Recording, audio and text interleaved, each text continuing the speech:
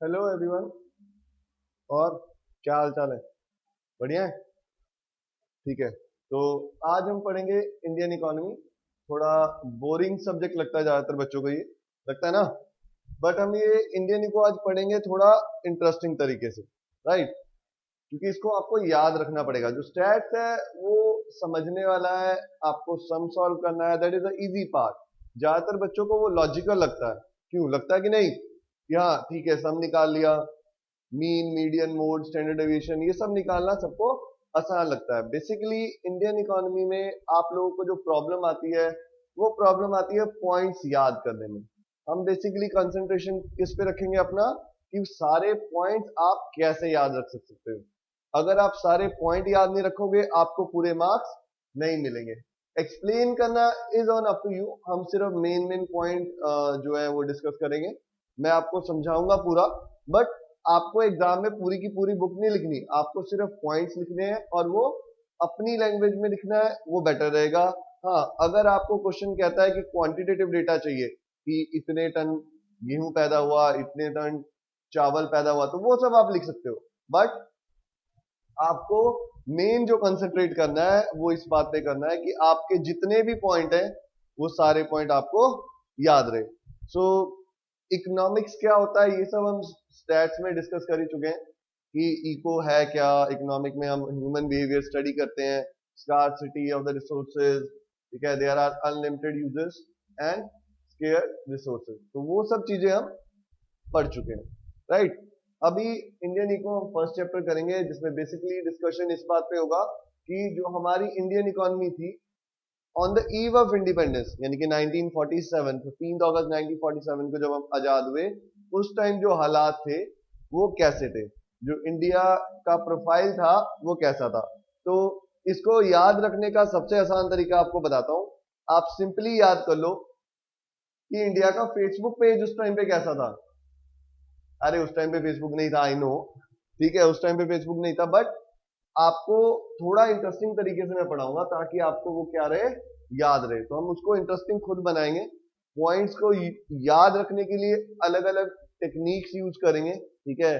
कई जगह पे मैं आपको बना दूंगा इफ वेन, ठीक है। तो आप समझ जाओ, आई का मतलब अलग है, एफ का मतलब अलग है, इस तरीके से आप पांचों पॉइंट याद रख सकते हो। तो बड़े इजीली हर पॉइंट्स को याद रखा जा सकता है और आपको एक्स्ट्रा बर्डन डालने की भी जरूरत नहीं है। अगर मान लो हम कोई मूवी देखने जाते हैं, छोटा सा भी सीन होता है हमें याद रहता है ना, उसी तरह आप समझ लो कि अभी आप एक मूवी देख रहे हो इंडियन इकोनॉमी की, right?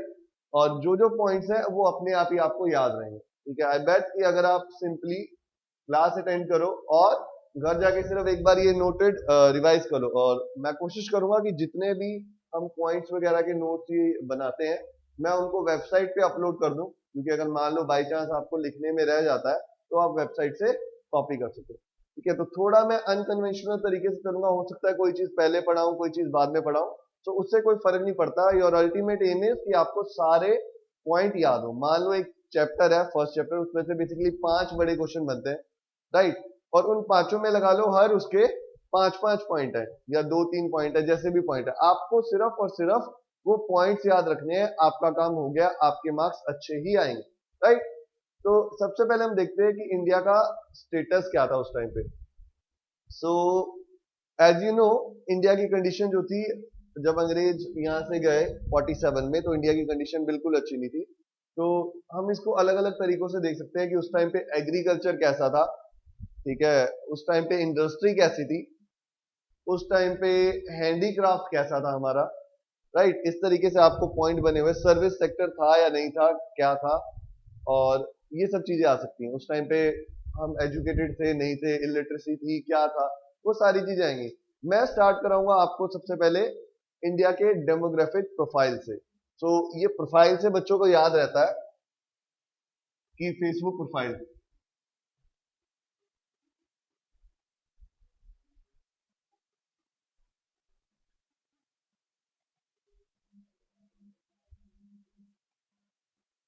So this is India's demographic profile, यानी कि इंडिया का उस टाइम पे प्रोफाइल क्या था। लेट्स से ये इंडिया का फेसबुक पेज है, भाई मैं तो इंडिया में ही दिखाऊंगा। हो सकता है थोड़ा ड्राइंग में इशू, ठीक है, नक्शा इधर उधर बन जाए तो कोई बात नहीं। राइट, तो let's say this was India. अब यहाँ पे मैं इंडिया की कुछ बुराइयां करूंगा, दिल पे मत लगाना। Right, I am proud to be an Indian, no problem with that. But इन बुराइयों से आपको क्या याद आएगा कि हम 47 में कैसे थे। Right, so here we are India, the page, और यहाँ पे आता ना पोस्ट टाइमलाइन। सो इंडिया का टाइमलाइन या पोस्ट फोटोग्राफ्स, ये सब चीजें हम डिस्कस करेंगे। सो जो इंडिया का डेमोग्राफिक प्रोफाइल है, पहले तो ये समझो कि डेमोग्राफिक प्रोफाइल होता क्या है, आपको पता है? डेमोग्राफिक प्रोफाइल का मतलब है, आप कह सकते हो, which demonstrating the overall the status of Indian economy. तो इंडियन इकोनॉमी में जो मेन चीजें वो क्या थी, डेमोग्राफिक प्रोफाइल में हम ये डिस्कस करेंगे। अब ध्यान से देखो, आपको बुक में इसके 3 पॉइंट दे रखे हैं। हम उन तीनों पॉइंट को पहले समझेंगे, लिखेंगे, फिर एक टैग लाइन बना लेंगे और उससे उसे याद रखेंगे। राइट, तो ज्यादा कुछ खुश होने वाली बातें नहीं है इंडियन प्रोफाइल में। सबसे पहले जो पॉइंट है वो है इनफैंट मोरालिटी रेट। इसके लिए सबसे पहले आपको समझना पड़ेगा कि मोरालिटी रेट होता क्या है। आपको पता है इनफैंट मोरालिटी रेट क्या होता है? पढ़ा होगा पहले छोटी क्लास में, किसी को नहीं याद? इसके लिए आपको समझना जरूरी है कि मोरालिटी क्या है।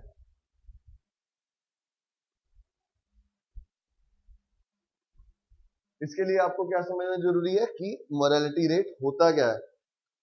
मुझे बड़ा आश्चर्य हो रहा है कि आपको याद नहीं है। और ये जो हम इंडिया का फेसबुक पेज बना रहे हैं, ये बना रहे हैं 15 अगस्त 1947। सो इंडिया का फेसबुक पेज कुछ अच्छा नहीं था उस टाइम पे, अच्छे पोस्ट नहीं थे उस टाइम, बुरे पोस्ट ज्यादा थे। Right,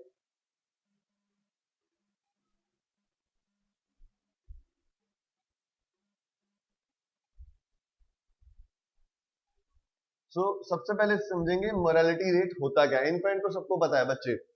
so morality rate is what? Rate of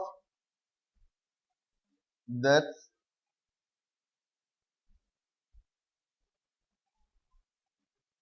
of children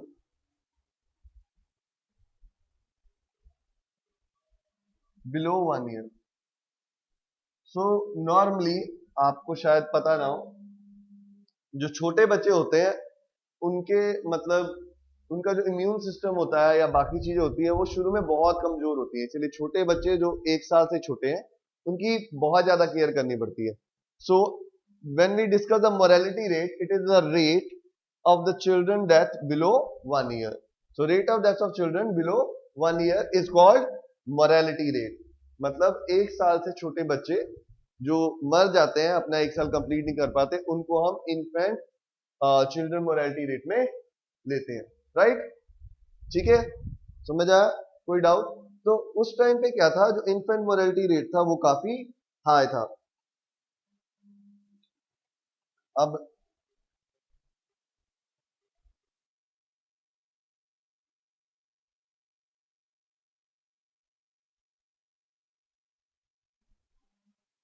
so इन 1947 218 बच्चे 1000 में से, जो भी 1000 बच्चे पैदा होते थे उनमें से 218 children used to die before they complete their 1 year. So 1 साल से पहले ही वो बच्चे मर जाते थे। तो क्या आपके लिए प्राउड होने वाली बात है? नहीं ना? तो हम क्या कर सकते हैं इसके लिए? हम एक काम करेंगे, ये मैंने डिसलाइक बनाया। एक तो लाइक होता है, एक क्या होता है? Dislike. And I am quite sad about this कि 1000 में से 218 बच्चे अपनी लाइफ का 1 साल भी कंप्लीट नहीं कर पाते।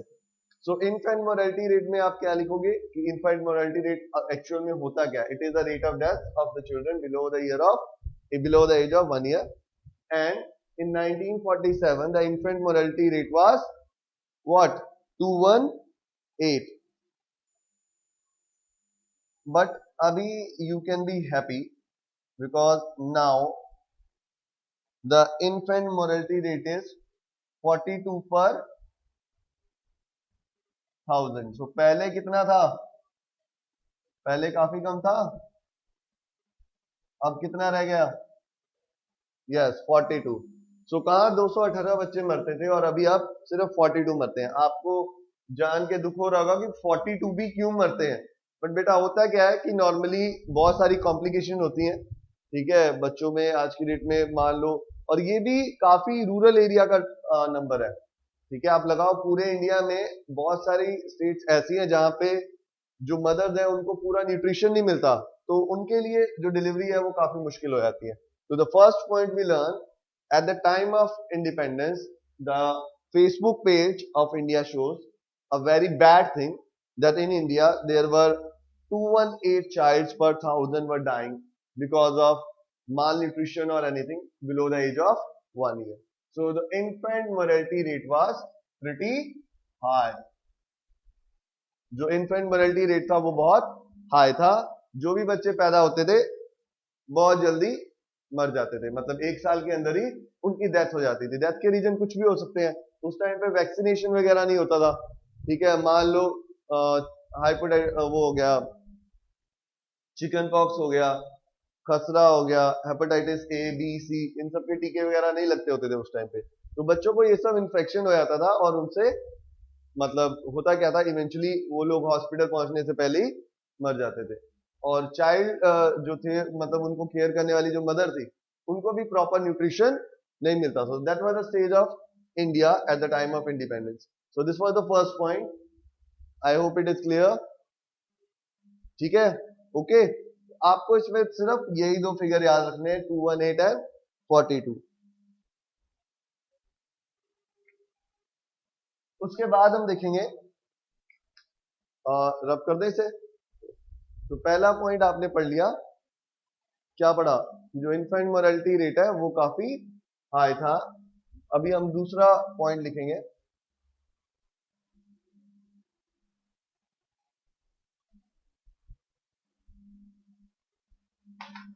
The second point was low life expectancy.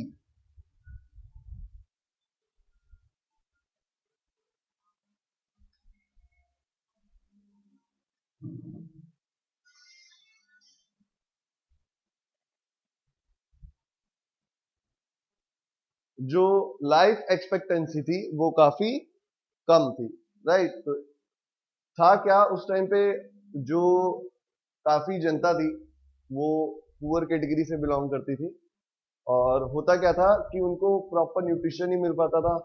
Health problems काफी थी, health problems in the sense कि वहां पे हॉस्पिटल्स अवेलेबल नहीं थे, तो उनको टाइम से इलाज नहीं मिल पाता था, और जो डेथ थे वो काफी अर्ली एजेस में हो जाती थी, right. So the average life was pretty low.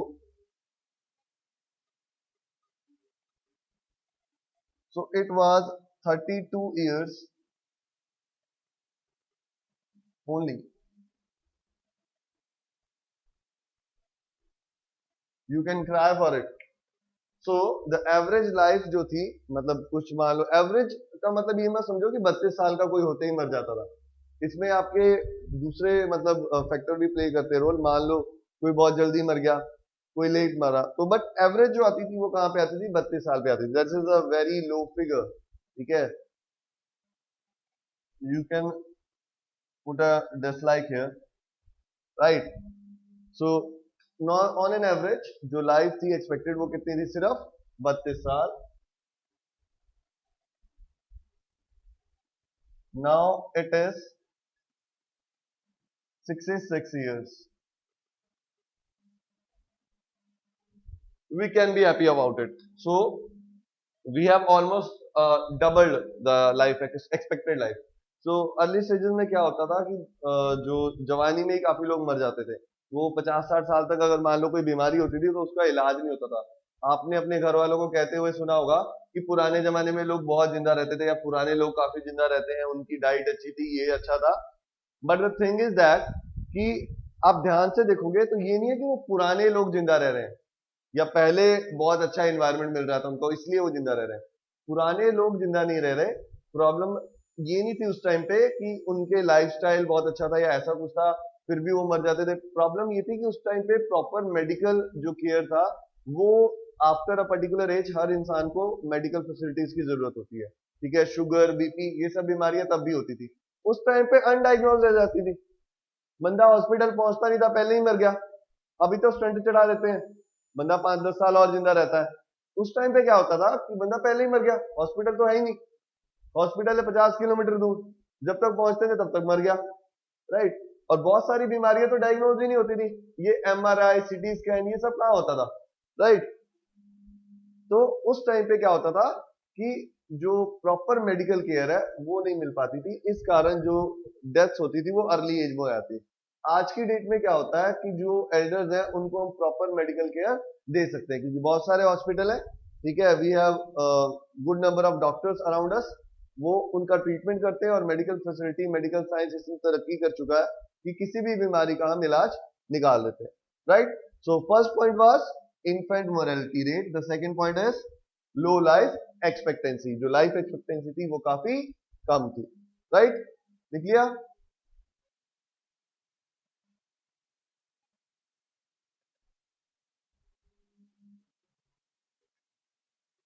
Then we have the third point,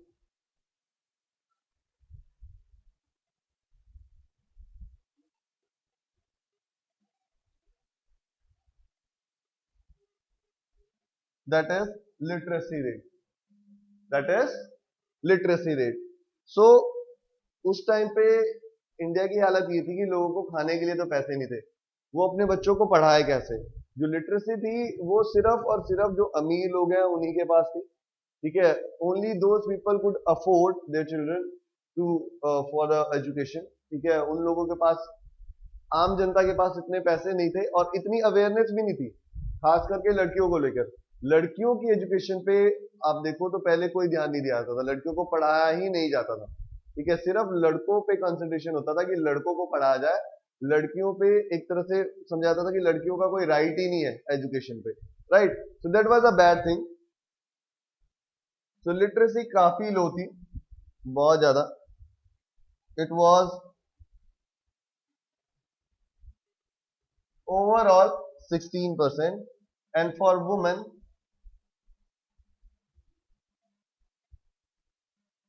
it was 7%। अगर आप कहोगे कि मुझे ये, आपको ये फिगर्स याद रखनी है, तो मैं कहूंगा हाँ जी हाँ, आपको बिल्कुल याद रखनी है। सो लिटरेसी रेट जो था वो भी क्या था, बहुत ही डाउन था। सिर्फ 16% लोग जो थे वो पढ़े लिखे थे। अब पढ़े लिखे में ये नहीं कि डॉक्टर थे, पढ़े लिखे में they had the basic education. Right. So उसमें से भी आप लगाओ कि 7% जो ओवर वुमेन का जो एजुकेशन रेट था वो सिर्फ 7% था। राइट।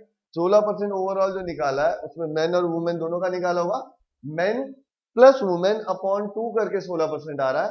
तो ये जो आपको आएगा around I guess 25 something percent आएगा इसका, मेन का। तो मेन का 24-25% था, वुमेन का सिर्फ कितना था, 7%। तो वुमेन्स की एजुकेशन पे कोई भी स्ट्रेस नहीं था। The reason was poverty and lack of awareness. पहला तो लड़कियों को पढ़ाने के लिए वो प्रमोट ही नहीं करते थे, उनमें इतनी अवेयरनेस ही नहीं थी कि लड़कियां भी सब कुछ कर सकती है। दूसरा, वहां पे पॉवर्टी उस टाइम पे इतनी थी इंडिया में कि भाई अफोर्ड कैसे करेंगे। आपको पता है education is not cheap, right, you need to pay for it.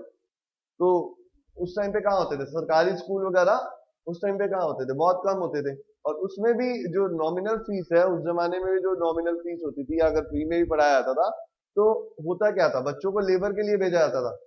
Right, बच्चों को कहते थे बेटा तू खेत में जा, खेत में जा काम कर, उससे पैसे आएंगे, रादर देन पढ़ेगा तो कुछ होगा। तो अवेयरनेस की भी कमी थी।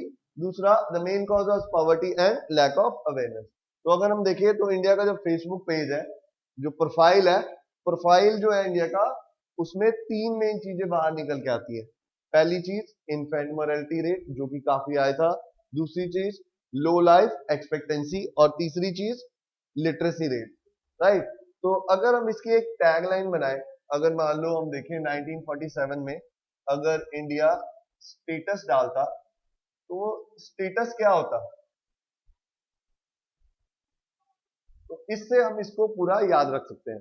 आपको डेमोग्राफिक प्रोफाइल से प्रोफाइल याद आएगा, प्रोफाइल से आपको फेसबुक याद आएगा। अब आपको अगर फेसबुक याद आएगा तो फेसबुक पे हम क्या डालते हैं, स्टेटस।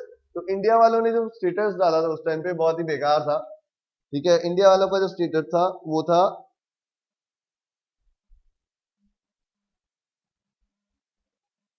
बचपन और जवानी में मरने वाला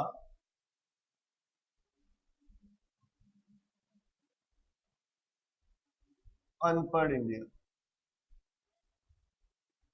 आपको सिर्फ इतना याद रखना है, एक लाइन याद रखो, आपको सब कुछ याद हो जाएगा। सबसे पहला पॉइंट बचपन, बचपन और जवानी में मरने वाला। तो बचपन में मरने वाला मतलब इन्फेंट मोर्टेलिटी रेट, जवानी में मरने वाला मतलब देखो ना, जवानी में मर जाते थे, 32 साल में कोई बूढ़ा नहीं होता, that is low life expectancy. और अनपढ़, अनपढ़ मतलब illiterate, so literacy rate was quite low. तो आपको अगर मान लो इंडिया डेमोग्राफिक प्रोफाइल आएगा तो आपको उसमें कितने पॉइंट लिखने, सिर्फ 3। अब 3 पॉइंट आपको याद रखोगे आप अच्छे से तभी लिखोगे। तो याद कैसे रखोगे आप, बचपन और जवानी में मरने वाला अनपढ़ इंडिया। सो बचपन में मरने वाला मतलब इन्फेंट मोर्टेलिटी रेट, मतलब आपको इसमें भी दो ही फिगर याद रखनी है, एक था 218 और दूसरा क्या है 42, राइट, गुड। सो पहले क्या था, 218 बच्चे, 1000 में से 218 बच्चे मर जाते थे, और अब कितने मरते, सिर्फ 42। पहले लाइफ एक्सपेक्टेड कितनी होती थी एक इंसान की, सिर्फ 32, अब कितनी है 66। पहला लिटरेसी रेट कितना था हमारा 16%, अभी कितना है, अभी का जो लेटेस्ट 2010-11 का सेंसस आया, ठीक है, उसका you can easily get on internet, ठीक है, मैं आपको नेक्स्ट क्लास में बता दूंगा क्या है, ठीक है, आपकी बुक में नहीं है। फ्लक्चुएट करता रहता है ना, जैसे केरला है, केरला में बहुत ज्यादा लिटरेसी है, उड़ीसा है, उड़ीसा में इलिटरेसी है, ठीक है। जो मेन सिटीज हैं चंडीगढ़, दिल्ली, इन सब में लिटरेसी रेट अच्छा है, जबकि जो रूरल एरियाज है ऑफ यूपी, बिहार, इन सब में लिटरेसी रेट काफी कम है। सबसे सबसे ऊपर केरला में ही है, 100% लिटरेसी है वहां पे अराउंड। सो आपको इंडिया का जो प्रोफाइल है उसे याद करना है। ये रहा इंडिया, इंडिया का स्टेटस, स्टेटस क्या है, बचपन और जवानी में मरने वाला अनपढ़ इंडिया। सो इन्फेंट मोर्टेलिटी रेट, पहली चीज आ गई बचपन में मरने वाला, जवानी में मरने वाला लो लाइफ एक्सपेक्टेंसी, और अनपढ़ इंडिया मतलब illiterate India, literacy rate was very low. इसमें आपको क्या याद रखना है कि मोर्टेलिटी रेट होता क्या है, पहले वो एक्सप्लेन करना है, फिर आपको बताना है कि उस टाइम पे 218 बच्चे मर जाते थे 1000 में से, और अब कितने हैं 42। तब लाइफ एक्सपेक्टेड क्या होती थी 32, अब कितनी है 66, और पहले लिटरेसी रेट जो था it was quite low, it was only 16%, और वुमेन के लिए वो काफी कम था। क्यों, क्योंकि वो लोग एजुकेशन को प्रमोट नहीं करते थे। दूसरा, because of the poverty, the parents would like their children to go to the fields rather than to the schools, and for the women the literacy rate was quite low, right, that was only 7%, right। हाँ, आप लिख सकते हो, आप बस point लिखो, ठीक है। जैसे इसमें भी पूरा पॉइंट जैसे मैंने आपको लिखा है, मैंने रब कर दिया because we have some space issue, अगर मैं ज्यादा छोटा लिखूंगा तो मैं दिखेगा नहीं, राइट, डन। तो ये आप लिख सकते हो, और बाकी मैं कोशिश करूंगा कि इसके भी नोट्स जो है आपको वेबसाइट पे डाल।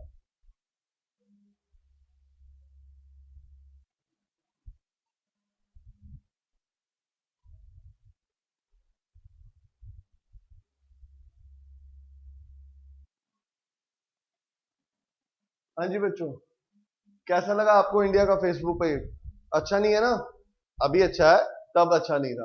तो इंडिया के फेसबुक पेज में जो इंडिया का प्रोफाइल था उसमें तीन चीजें हमने देखी, एक ही स्टेटस था वहां पे, बचपन में जवानी में मरने वाला अनपढ़ इंडिया। तो बचपन में मरने वाला से आपको क्या याद आएगा, इन्फेंट मोर्टेलिटी रेट, जवानी में मरने वाले से लो लाइफ एक्सपेक्टेंसी। और थर्ड क्या था, अनपढ़ इंडिया। अनपढ़ इंडिया मतलब illiterate India. The literacy rate was quite low, it was 16% and 7%, right.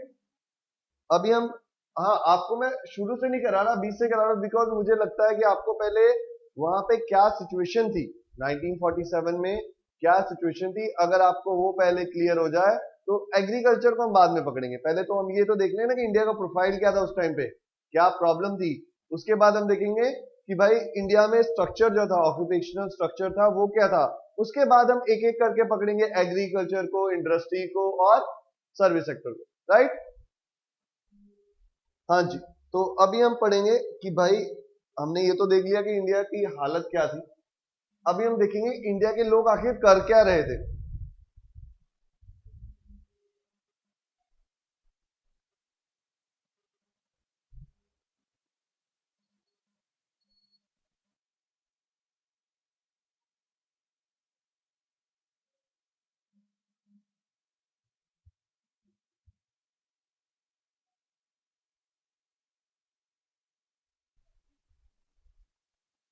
So at the time of independence, जो इंडिया का ऑक्यूपेशनल स्ट्रक्चर था वो क्या था।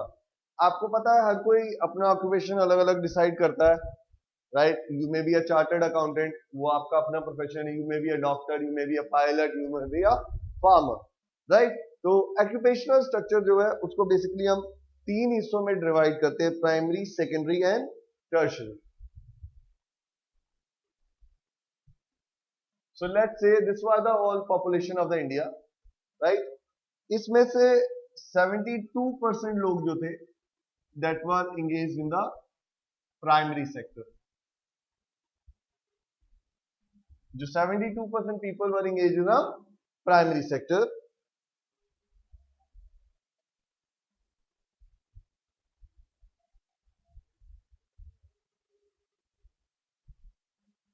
%10 were engaged in the secondary sector, and rest 17.2% you can write, there were 10.7% हो जाएगा वैसे। 17.2% people were engaged in what, tertiary sector। तो पहले तो आपको ये पता होना चाहिए कि हर एक सेक्टर में आता क्या है। आपको पता है, नहीं पता है, हम आपको बताते हैं। तो जो प्राइमरी सेक्टर है इसमें बेसिकली आता है एग्रीकल्चर, यानी कि खेती। तो ज्यादातर लोग उस टाइम पे क्या करते थे, एग्रीकल्चर करते थे। उसका रीजन भी है, उस टाइम पे सबके पास लैंड होती थी और उनको एक ही चीज आती थी, पढ़े लिखे लोग नहीं थे, ठीक है। हाँ, बिजनेस करने के लिए पढ़ना लिखना जरूरी नहीं है, we know, but we need to have some capital and some business sense और a kind of knowledge about that business. तो बेसिकली सब पुश्तों से क्या करते आ रहे थे, खेती करते आ रहे थे। तो वो भी क्या कर रहे थे, खेती कर रहे थे। तो जो प्राइमरी सेक्टर है आपका, उसमें बेसिकली क्या आता है, एग्रीकल्चर आ जाता है, माइनिंग आ जाता है और एनिमल हस्बेंड्री हो गया, ठीक है। अब एग्रीकल्चर में जैसे मधुमक्खियां वगैरह भी रखते हैं ना कई लोग शहद इकट्ठा करने के लिए, वो सब भी आ जाता है। So primary sector means anything which is basically related to the land. Mining, mining में जितने भी ओर्स वगैरह या कोयला, कोक, ये सब जो हम निकालते हैं वो कहां से आता है, लैंड से आता है। एग्रीकल्चर भी कहां होती है, लैंड पे होती है। टेरेस पे एग्रीकल्चर हो सकता है, नहीं हो सकता ना। So agriculture is basically related to land, and mining is also related to the land. So 72% of the people of the India were relating on the produce of, was dependent upon the produce of land.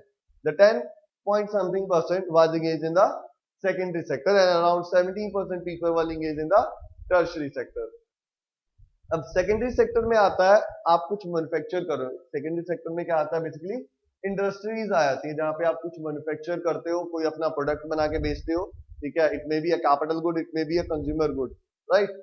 और tertiary sector में क्या आता है, service industry, जो service दे रही है। जैसे मैं अभी आपको पढ़ा रहा हूं, मैं आपको अपनी सर्विसेज दे रहा हूं, मैं आपको कुछ बेच नहीं रहा, राइट। मैं आपको क्या कर रहा हूं, अपनी सर्विसेज दे रहा हूं।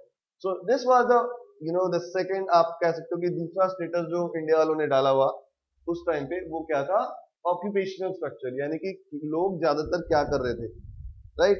तो सबसे ज्यादा लोग क्या कर रहे थे, खेती कर रहे थे।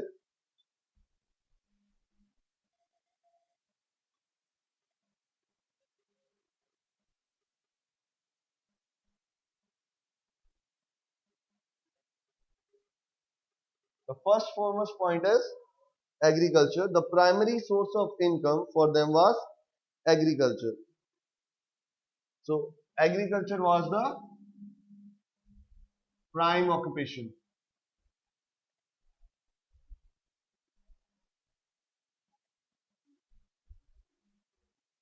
So the prime occupation was agriculture. अब एग्रीकल्चर भी था तो एग्रीकल्चर कोई बुरी बात नहीं है. There was an IITN, IIT से निकला हुआ एक बच्चा जो अपने पेरेंट्स के अकॉर्डिंग नहीं चला, उसने कहीं जॉब नहीं की बट खेती शुरू कर दी. हाँ, IIT से निकला और उसने जॉब नहीं की, खेती शुरू कर दी.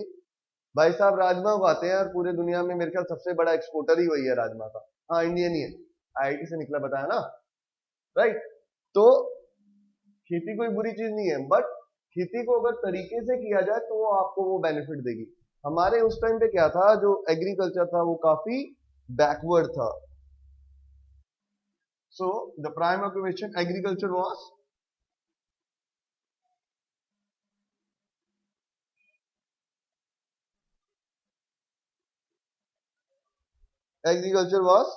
backward and it led to the low productivity.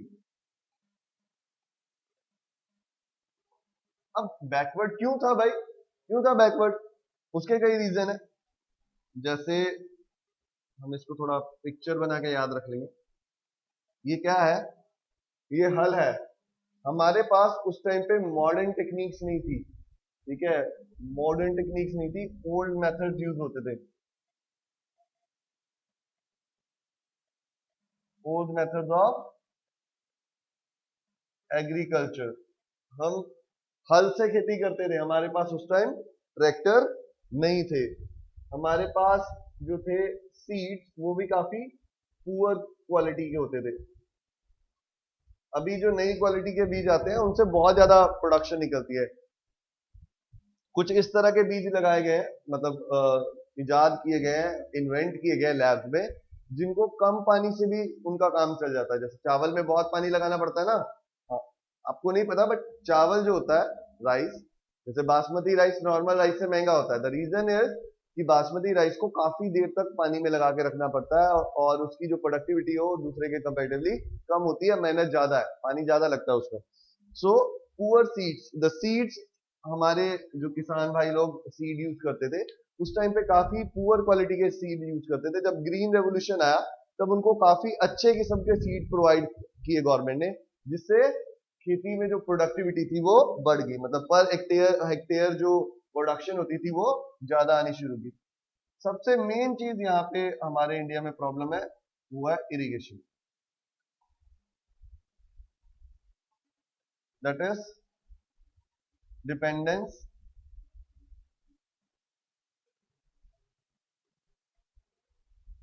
On rain. Most of the part, कुछ जगहों को छोड़ के अभी भी हम किस पे डिपेंडेंट है? रेनफॉल पे. अगर बारिश अच्छी ना हो तो फसलें सूख जाती हैं और अगर बारिश ज्यादा अच्छी हो जाए, मतलब ओवर हो जाए, तो क्या होगा? फसलें खराब हो जाती है. तो खराब होने से बचाया नहीं जा सकता अगर ज्यादा बारिश हो रही है, बट ज्यादातर होता क्या है कि बारिश कम होती है और उससे या टाइम से नहीं होती और फसलें खराब हो जाती है, प्रोडक्टिविटी उतनी अच्छी निकल के नहीं आती. तो उस जमाने में जो इरिगेशन होती थी वो बेसिकली होती थी नहरों से, नदियों से नहरें निकाली जाती थी या कुओं से होती थी, या वो बैठ जाते थे ब्रह्मदेव की तपस्या के लिए इंद्र देवता को प्रसन्न करते थे हवन करके कि भाई बारिश हो, तो बारिश पे डिपेंडेंट थी, राइट. या the second thing was industry.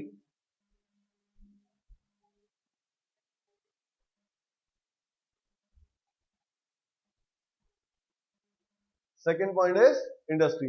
So occupational structure में बेसिकली आपको ये एक्सप्लेन करना है कि mainly Indian people were dependent upon agriculture at that time. The agriculture was backward, though it was a prime occupation. The agriculture was backward and it led to the low productivity, which was due to the poor methods of agriculture, poor seeds, and dependence on rain, because we didn't have the proper means of irrigation, right, at that time.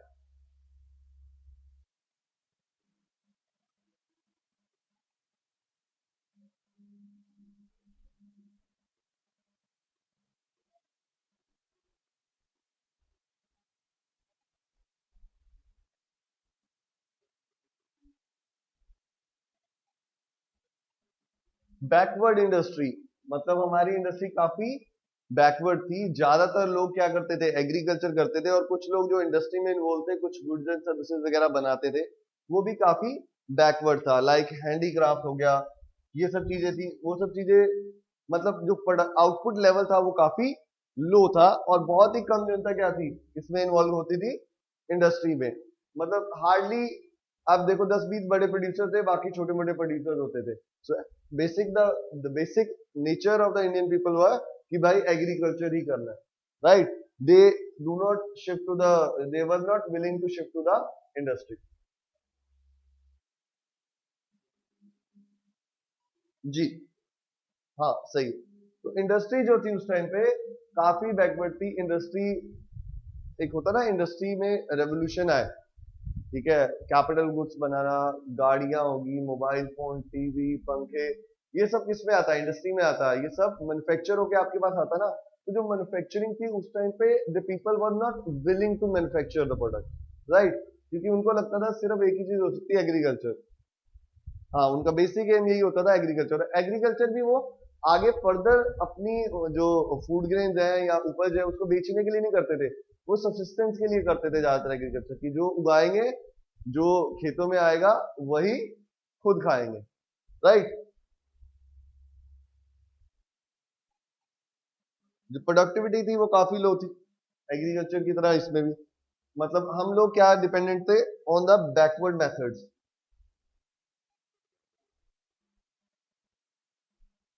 Poor technology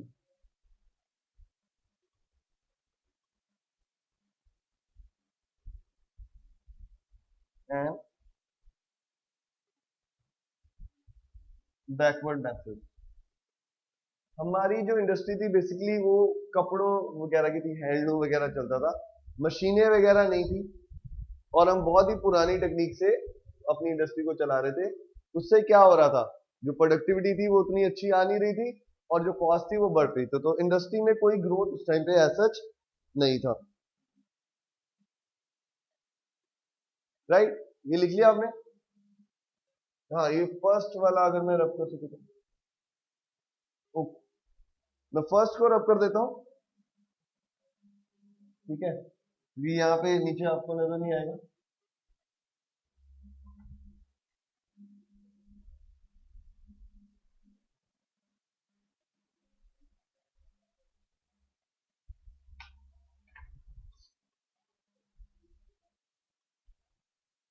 The third point is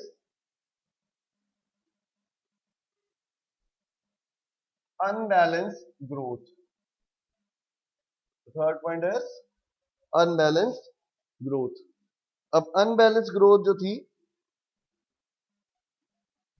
जो आपका agriculture sector था उस पर सारी जनता dependent थी। जो growth चाहिए थी सेकेंडरी और टर्शियरी सेक्टर को वो मिल नहीं रही थी। So there was low growth of secondary and tertiary sector. जो ये आपके दो सेक्टर थे इनमें काफी लो ग्रोथ थी।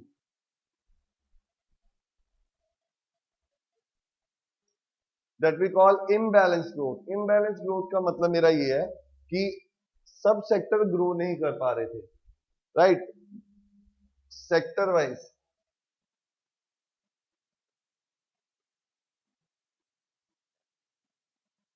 सभी सेक्टर्स में ग्रोथ नहीं थी, and then you can write state और रीजन वाइज।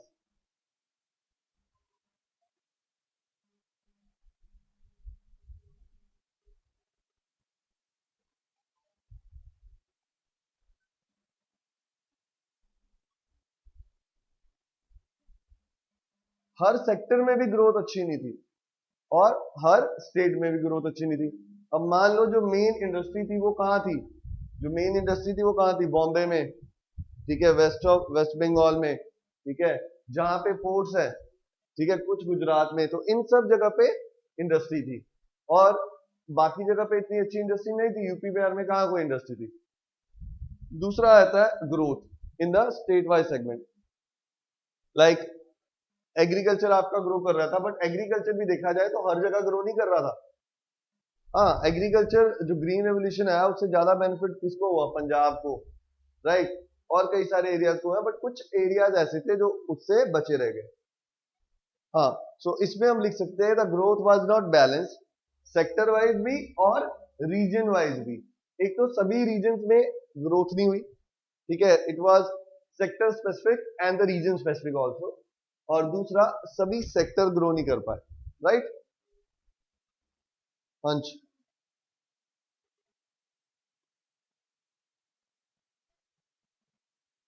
हाँ, इसमें आप लिख सकते हो ये।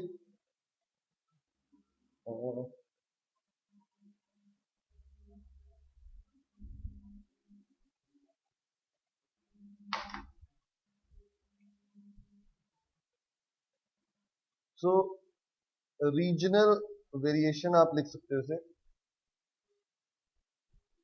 जो रीजनल वेरिएशन था वो कैसे था? जैसे महाराष्ट्र हो गया और बंगाल हो गया, इनमें क्या हुआ? Growth in industry.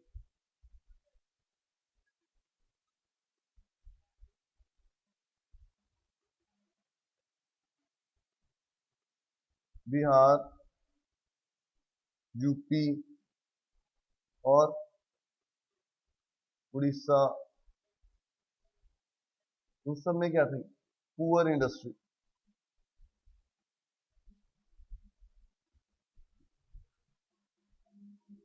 तो इससे आपको पता लगता है कि स्टेट वाइज अगर आप देखो तो ग्रोथ जो थी हर जगह पे इक्वल नहीं थी। कुछ जगह पे एग्रीकल्चर बहुत अच्छा चला, कुछ जगह पे इंडस्ट्री बहुत अच्छी चली, बट ओवरऑल जो ग्रोथ थी वो बैलेंस नहीं थी। ओवरऑल इंडिया ग्रो नहीं कर रहा था, कुछ स्टेट्स थी और कुछ, हाँ, कुछ सेक्टर्स थे जो ग्रो कर रहे थे। ठीक है जी। अब इसके लिए भी क्या हम एक टैगलाइन बना सकते हैं? हाँ, बना सकते हैं। इसमें भी देखो जैसे तीन ही पॉइंट है बच्चा, आपको तीन ही पॉइंट याद रखने हैं। पहला पॉइंट आपका क्या था बताओ? हाँ जी, पहला पॉइंट क्या था? एग्रीकल्चर पे डिपेंडेंस। दूसरा पुअर इंडस्ट्री और अनबैलेंस ग्रोथ। इसकी भी एक टैगलाइन बना लेते हैं। इस टाइम भी एक स्टेटस आया। स्टेटस क्या आया बताओ? हाँ, जैसे हमने उसमें बनाया था, कुछ आप बना सकते हो? बना सकते हो तो बताओ। चलो हम लिख लेते हैं। खेती करने वाला और पुअर इंडस्ट्री वाला और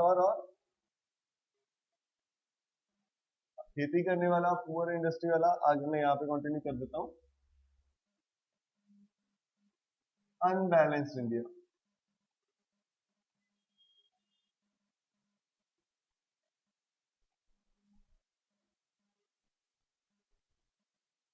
तो आपको सिर्फ क्या याद रखना है? Occupational structure of India on the eve of independence. आप सिर्फ इतना याद रखो, खेती करने वाला, पुअर इंडस्ट्री वाला, अनबैलेंस्ड इंडिया, राइट। हाँ, हिंदी में लिखने का मतलब ये है कि आपको थोड़ा याद रहेगा, ठीक है, ऐसा कुछ नहीं, आप इसको इंग्लिश में लिख लो, कोई प्रॉब्लम नहीं है। आपको सिर्फ ये याद रखना है, खेती करने वाला, बेकार सी इंडस्ट्री वाला और अनबैलेंस्ड इंडिया। जब आपके दिमाग में आएगा खेती करने वाला तो आप क्या लिखोगे? Dependence on agriculture. जो प्राइमरी ऑक्यूपेशन था लोगों का वो क्या था?